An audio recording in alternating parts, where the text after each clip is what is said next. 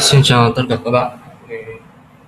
Trong cái video hôm nay tôi sẽ hướng dẫn các bạn cài đặt kết hợp cái proxychain với cả Tor để truy cập internet một cách ẩn danh. Thì đầu tiên chúng ta sẽ cài đặt Tor.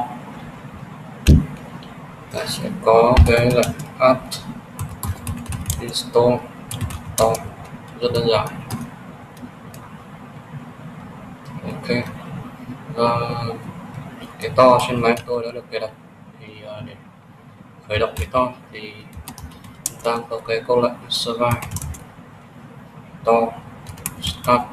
Ok, vì cái to tôi đã khởi động rồi thì tôi sẽ không khởi động nữa. Thì để kiểm tra cái to nào có hoạt động không thì chúng ta có cái câu lệnh survive to startup. Ok, và như vậy là cái to survive của tôi đã hoạt động, cái dịch vụ của to đã hoạt động ở trên máy của tôi. Khi mặc định cái to nó chạy ở cái cổng shop 9050 thì các bạn sẽ biết,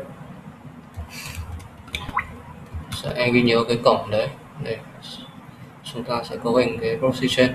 Đầu tiên chúng ta sẽ cài đặt cái proxychain.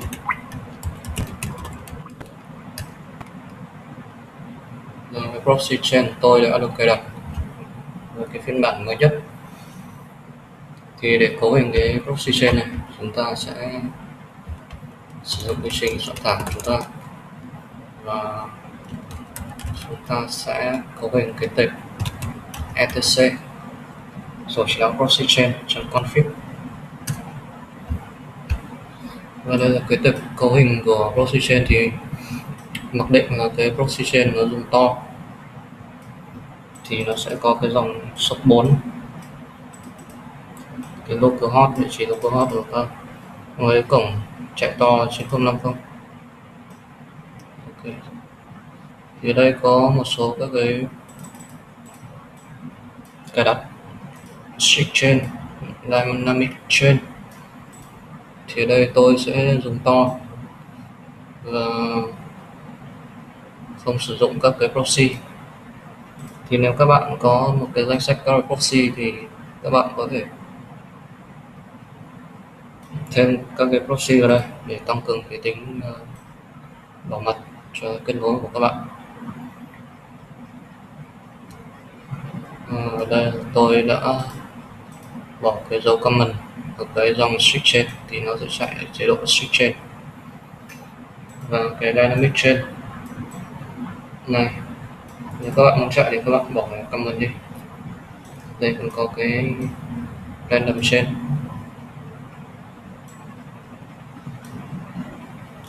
Đây, nếu các bạn gặp cái vấn đề về kết nối thì các bạn có thể comment cái proxy DNS này. Nếu mà nó đâu bật mặc định thì các bạn tắt nó đi bằng cách comment nó.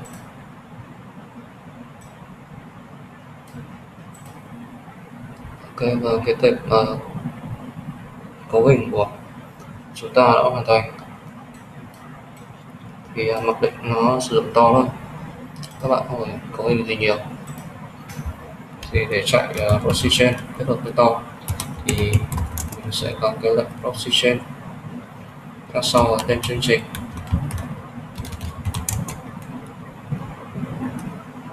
Mình sẽ sau đấy nhấn enter. Ok, và cái Firefox của mình đã được mở ra và nó đã chạy to. Các bạn sẽ thử vào cái trang đấy. Các bạn có thể sử dụng cái proxychain này chạy bất cứ các cái chương trình nào.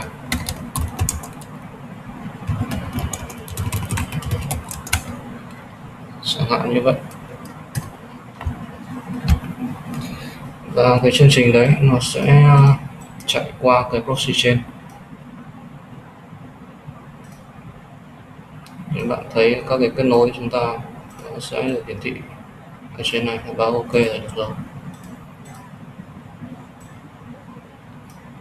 Firefox này mình sẽ kiểm tra xem có hoạt động không.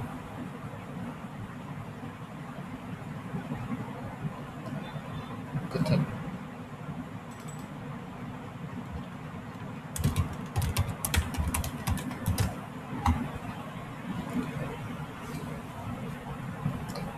Thì cái to project này nó là một cái dự án của chính phủ Mỹ. Không biết phần test ở đâu.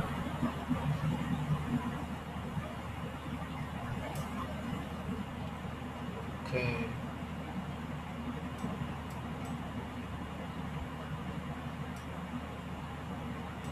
Mình sẽ chuyển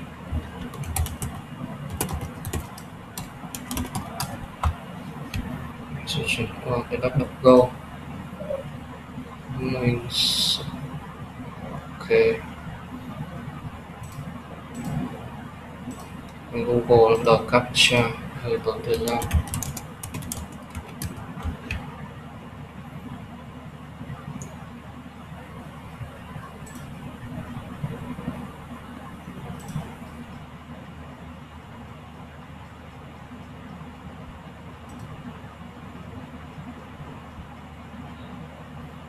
Mình sẽ vào cái kiểm tra của cái to project ở địa chỉ check to project.org.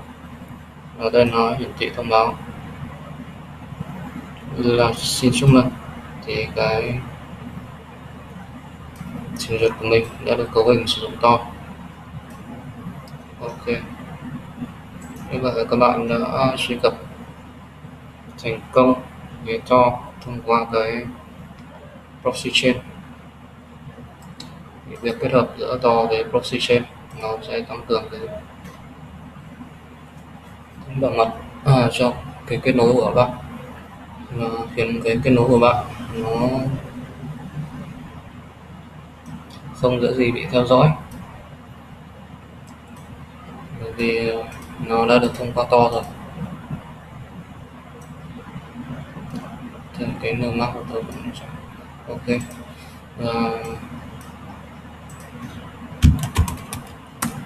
Trên đây là tất cả cái nội dung trong video ngày hôm nay. Thì xin chúc các bạn cài đặt và cấu hình to và proxychain thành công. Xin cảm ơn các bạn đã theo dõi cái video này, và nhớ subscribe cho mình. Mình xin cảm ơn.